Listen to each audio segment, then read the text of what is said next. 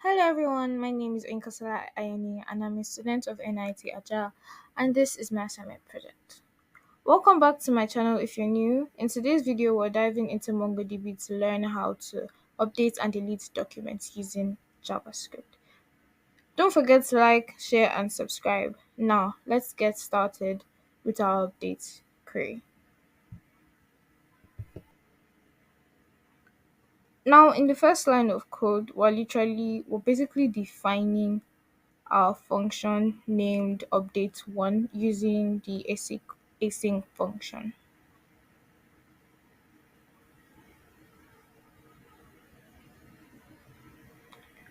So now we're going to be starting a try block to handle our errors correctly. And sometimes some people may be like, oh, it's not needed. But if something goes wrong, like a database connection issue, we can catch the error and avoid crashing the entire program. Now we're moving on to the third line of code using the const results.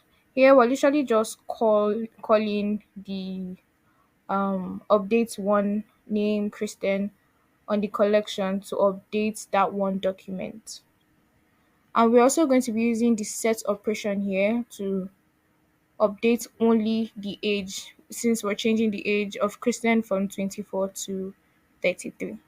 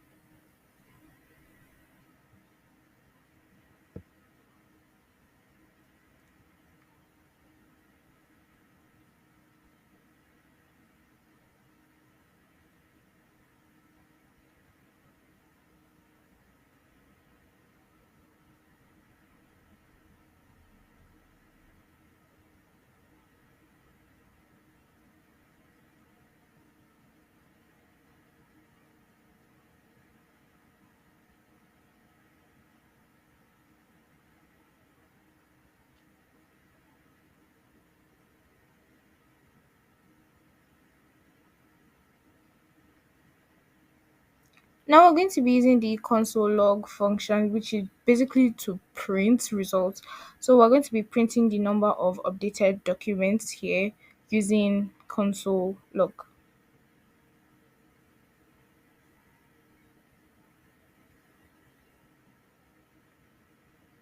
Here, the result.modified count tells us how many documents were actually modified. And I think around here, I realized I had some issues with some of my brackets and commas in my code. So I was trying to fix them here. So bear with me, that's why it's taking so long to move on to the next line. Now, some people might think coding is just a bunch of typing and it's all easy and all of that. But at NIT, from what I've learned, it's way more than that. But obviously they're going to help you and they've helped me not be afraid to like open my system again and like get on with my code. So here I missed the modified count line, and I also had some problems with my brackets after the try, which is supposed to be a curly bracket. I think I used a curved bracket there, and also after the setting the age, I use a comma instead of a semicolon. So I've already, which you'll see, corrected those and updated those. Like coding is not all sunshine, as you can see.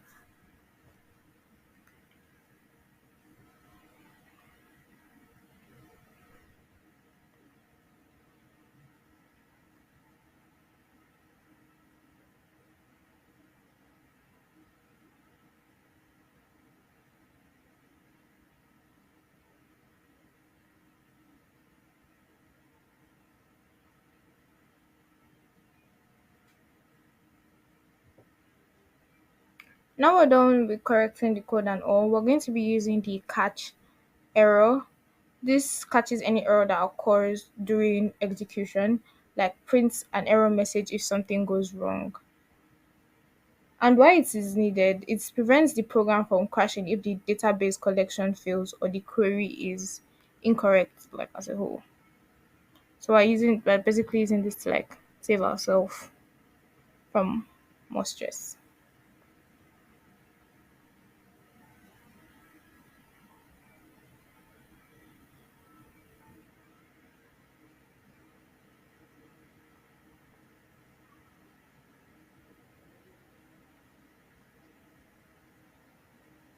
Here we're basically telling it what we want, like what we want it to print out if an error actually occurs.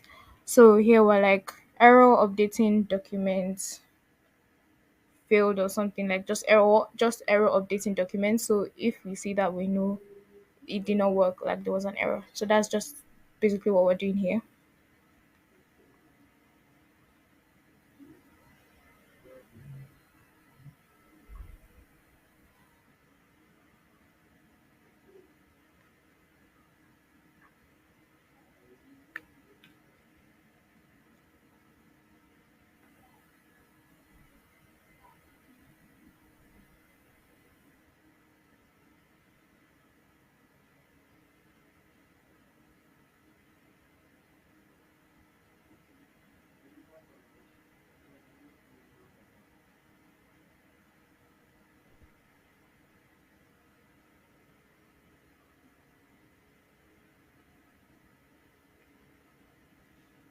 Okay, now we're going to be using finally, and the finally block always runs, like even if there's an error.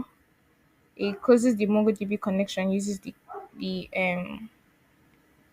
we're using the client dot close here to close the MongoDB collection, and it prevents memory leak or connection issues from what I have seen. And from my research, that's what it does. And it also ensures we free up database resources after running the function. From my research. Then since now that we're done, for it to run, we have to call the function to execute outside. So that's why we're using the update one function outside of the code to call it. And why it's needed, without this, the function would just be defined but will never actually run. And we also have to save our code using the control S. Then after that, we use our node, then space mongo.js. The reason why I use MongoDB because that's the name of my database here. For it to run, then yeah, as we can see, successful. Now that is all for our update one. Yes, our update one. So now we're going to move on to using the delete function.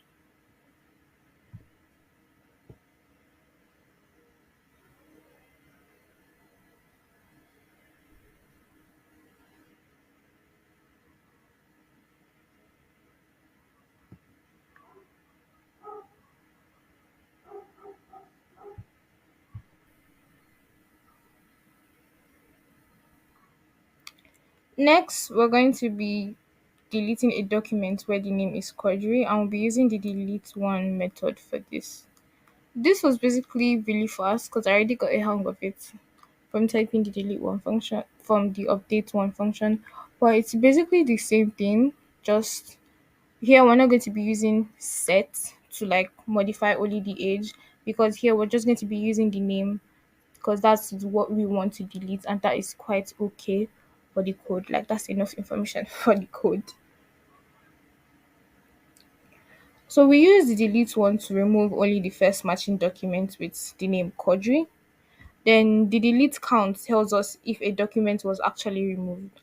Like if the delete count is 1, that means the deletion was successful. If it is 0, that means no matching document was actually found from the code.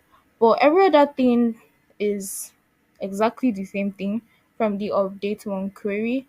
Just a few tweaks here and there because, like I said, the age and also the basically the delete one like name, that was the only thing that was changed here, and basically every other thing was the same. But this may vary from query to query, but these are quite similar, so that's why it was easier to go ahead with it.